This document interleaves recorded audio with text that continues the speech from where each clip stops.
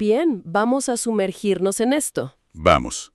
Tenemos sobre la mesa la transcripción de un video bastante denso que analiza una noticia que está causando, un revuelo tremendo en el Reino Unido. El anuncio de una nueva identificación digital, que además sería obligatoria. Exacto. La fuente es una conversación entre Miklos Lucas y Pablo Muñoz Iturrieta. Y no se andan con rodeos. Para nada. Nuestra misión aquí es desglosar su perspectiva, porque oficialmente esta idea es para simplificar trámites y combatir la inmigración ilegal. La narrativa de siempre, la eficiencia. Pero según ellos, esa es solo la punta del iceberg. Plantean que podría ser la puerta de entrada a un sistema de vigilancia masiva. Y ahí es donde vamos a explorar cómo conectan este evento con tendencias tecnológicas globales, diferencias culturales y la nueva cara del poder en este siglo. Y lo que es realmente interesante, creo, es cómo utilizan este anuncio, que parece un asunto puramente británico, Como un caso de estudio para algo mucho más grande. El núcleo de su argumento es que ideas que hace muy poco eran descartadas, Totalmente. como teorías de la conspiración, se están convirtiendo, y a una velocidad vertiginosa, en políticas públicas. Así que no solo vamos a ver qué es esta ID digital, sino por qué, desde la perspectiva de la fuente, su llegada no es una sorpresa, sino Una confirmación. justo. Y aquí es donde la fuente da un giro y dice, esto no es nuevo, nosotros ya lo habíamos advertido. Sí, es una jugada audaz para establecer credibilidad. Y se remonta a lo que decían en pleno 2020. Mencionan una conversación de abril de ese año en un contexto global muy particular. Sí. Donde uno de los oradores ya estaba hablando de temas que sonaban a ciencia ficción para muchos. Transhumanismo, la edición genética con CRISPR Y la amenaza de la inteligencia artificial para el control social. Exacto. Y no eran ideas abstractas, ¿eh? No. Lo anclaban a un modelo muy concreto, el de China. Señalan un dato que consideran crucial. A ver. La red 5G de China se inauguró en 50 ciudades en noviembre de 2019, justo un mes antes de que el mundo supiera de la pandemia. ¿Qué timing? La advertencia en ese momento fue que Occidente, bajo la presión de una crisis, podría haberse tentado a adoptar un modelo similar de control social remoto. Gestionado por algoritmos. Una especie de gobierno a distancia de la población. Tal cual. Y me imagino que en 2020, decir eso públicamente, No fue muy bien recibido. para nada. La fuente relata que la reacción fue de burla y ataques directos. Lo tildaron de loco, de ridículo. Claro. Sí, y que esto conllevó un coste profesional y de reputación importante. Pero el punto que quieren recalcar ahora no es el ataque, sino la documentación, ¿no? Justo. Insisten en que cada una de esas advertencias quedó registrada en tweets, videos y artículos. O sea, no están hablando de memoria, están señalando un archivo. Sí, y de hecho se apoyan en un artículo específico que publicaron en mayo de 2020, como para decir, la evidencia está ahí, por escrito, La tiranía de los algoritmos. ese mismo. Y es impresionante porque en su análisis describían un sistema de monitoreo que no solo rastreaba tus compras. Sino tu ubicación, tus conversaciones, tus redes, todo. Todo. Para predecir y potencialmente moldear tu comportamiento. Es básicamente el plano de lo que ahora critican en la propuesta del Reino Unido. Y justo esa idea de predecir es la que la fuente usa para construir su propia credibilidad. Casi como diciendo, nosotros también predijimos esto. Claro. Esto plantea una cuestión muy interesante sobre cómo la sociedad procesa la información que al principio suena radical. Como el origen del virus, por ejemplo. Exacto. Utilizan el ejemplo del origen del virus de Wuhan para ilustrar este patrón. Al principio, la hipótesis de que pudo originarse en un laboratorio de bioseguridad nivel 4 Y no en un mercado. fue etiquetada inmediatamente como desinformación peligrosa. Claro, era el consenso absoluto. Sugerirlo del laboratorio te ponía automáticamente en el bando de los conspiranoicos. Hasta que el tiempo pasó. Y como señala la fuente, instituciones que no son precisamente marginales, como el MIT Technology Review o incluso el FBI, terminaron admitiendo que Que la fuga del laboratorio era una hipótesis plausible y que merecía una investigación seria. Ahí está. El argumento central que construyen es este. Hay un ciclo. Una preocupación legítima, basada en evidencia, primero es ridiculizada. Luego, con el tiempo, se convierte en un debate aceptable. Y a veces en una realidad confirmada. Entonces, desde su perspectiva, el ID digital del Reino Unido no es una política que surge de la nada. ¿No? Es el capítulo más reciente de este ciclo, donde lo que ayer era una advertencia exagerada, hoy es un proyecto de ley en el Parlamento. Es una forma de decir, préstenos atención, porque nuestro historial de predicciones se está cumpliendo. Exactamente. Y con esa base de credibilidad establecida, se sienten con la autoridad para analizar la propuesta del gobierno de Keir Starmer. De acuerdo, entremos de lleno en eso. Entonces, ¿qué es oficialmente este ID digital? La narrativa del gobierno, que según las fuentes es replicada sin mucho cuestionamiento por los grandes medios. Es que es una herramienta de conveniencia. Gratuita, segura, para facilitar trámites. Ya sabes, verificar tu edad para comprar alcohol, demostrar tu estatus de residencia y el gran titular. Ayudará a combatir la inmigración ilegal. Suena práctico, casi aburrido. Suena a modernización administrativa. Pero el análisis de la fuente es que esa es solo la fachada, la excusa aceptable para el público. Sostienen que el propósito real, el que no se discute en los titulares, es la creación de un sistema de control total. Y cuando dicen total, lo detallan. No se trata solo de tu nombre y tu foto. No es mucho más. El sistema propuesto vincularía tu identidad con tus cuentas bancarias, tu historial de compras, tu actividad en redes sociales, datos de salud, tu ubicación, en tiempo real. Todo centralizado en un único perfil digital. O sea, pasar de tener datos dispersos por varias empresas a tener un único superperfil. Controlado por el Estado o por quien gestione la tecnología. Y van más allá, ¿no? No es solo recopilar datos. No, es usarlos para condicionar la vida diaria. Ese es el siguiente paso y el más crítico en su argumentación. La condicionalidad. ¿A qué se refieren con eso? Advierten que para participar en la economía formal, para tener un trabajo, será necesario estar afiliado a este ID. Ah, ok. La fórmula que plantean es brutalmente simple. Sin ID, no hay trabajo. Sin ID, no hay cuenta bancaria. Lo describen, sin suavizarlo, como una importación directa de la estructura del crédito social chino. Exacto. Un sistema explícitamente diseñado para premiar y castigar comportamientos. Una afirmación así de fuerte tiene que haber generado una reacción. ¿Cómo ha respondido la gente en el Reino Unido, según la fuente? La reacción, según ellos, ha sido sísmica.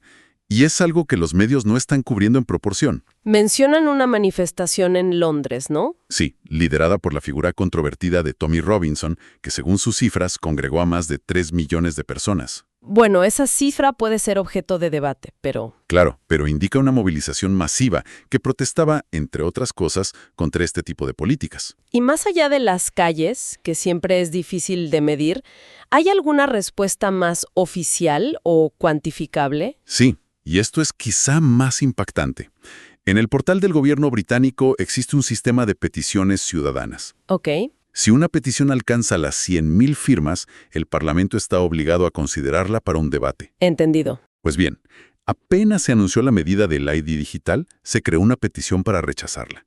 Alcanzó esas 100.000 firmas no en semanas o días, ¿En cuánto? sino en cuestión de horas. Wow. Y en el momento en que se grabó el video que analizamos, la petición ya superaba los 2.7 millones de firmas. 2.7 millones. ¡Qué fuerte! Lo califican como un hecho histórico, una de las peticiones más firmadas en la historia del país. Eso sí que es un dato duro. Demuestra que la preocupación no es de un grupo pequeño, sino que resuena a gran escala. Y la fuente también apunta a quienes podrían beneficiarse económicamente, ¿verdad? Sí, no lo ven como una simple decisión política. Siguen el rastro del dinero. A ver. Mencionan que el ex primer ministro Tony Blair, una figura muy influyente, y su hijo tienen empresas tecnológicas y participaciones millonarias. Que se beneficiarían directamente del desarrollo de estas tecnologías. Y añaden otro dato, la cercanía de Blair con Larry Ellison, el fundador de Oracle, la megacorporación tecnológica que, según ellos, estaría en la línea de salida para construir la infraestructura de este sistema. Exactamente. Esto añade una capa de posible conflicto de intereses a todo el debate. Claro, porque entonces ya no es solo una cuestión de ideología política, sino de enormes contratos multimillonarios. Así es. Bien, entonces el panorama es: Una tecnología de control justificada como conveniencia, una reacción ciudadana masiva y posibles intereses corporativos detrás. Pero la fuente lleva el análisis mucho más lejos, a un plano casi filosófico. Sí, para entender por qué un sistema así podría ser aceptado en algunos lugares y rechazado en otros. Proponen una comparación cultural muy provocadora entre China y Occidente. Ok, entiendo el punto de la fuente sobre la mentalidad confuciana. Argumentan que tras 2500 años de esa filosofía, la sociedad china valora el orden, la armonía. Y el respeto a la jerarquía por encima de la libertad individual. El individuo se entiende como parte de un colectivo. Pero, ¿no es una generalización un poco arriesgada para una población de más de 1.000 millones de personas? ¿Cómo lo sustentan? Es una excelente pregunta. La fuente no profundiza en la sociología detallada, pero lo usa como un arquetipo para contrastar con la idea occidental de libertad. Ah, es un recurso. Sí, su argumento no es tanto un estudio exhaustivo de China, sino usar a China como un espejo para criticar hacia dónde se dirigió Occidente. Entiendo. El punto que quieren hacer es que, en esa mentalidad arquetípica, un sistema de control no es necesariamente visto como una opresión. Sino como una herramienta para mantener el orden. La armonía. Exacto. Vale. Es un marco de contraste. Y en el otro lado del espejo, ¿cómo describen a Occidente? Describen un Occidente donde el concepto de libertad se ha llevado a tal extremo que, en su opinión, se ha desconectado de cualquier noción de verdad o bien moral. La libertad se ha convertido en libertinaje. Donde el único valor es la capacidad de elegir, sin importar qué se elija. La idea de que soy libre si puedo elegir se ha vaciado de contenido. Y citan ejemplos que consideran extremos de esta lógica, ¿no? Como la modificación del cuerpo. O negar realidades biológicas.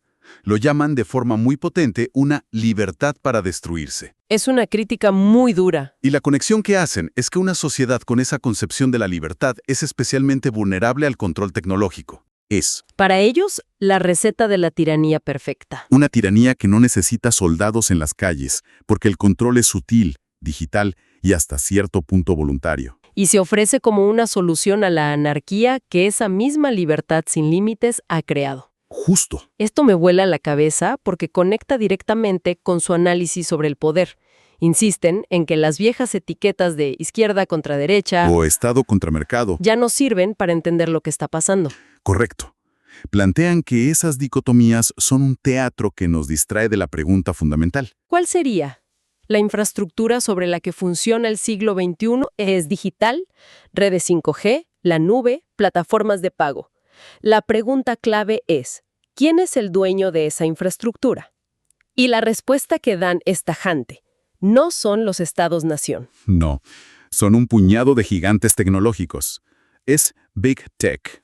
Lo que nos lleva al surgimiento de los oligopolios, y lo explican de una forma muy clara. ¿Sí? Procter & Gamble, Unilever, y ese patrón se repite en todas partes. En sistemas operativos, Windows y Apple. En celulares, Apple y Samsung.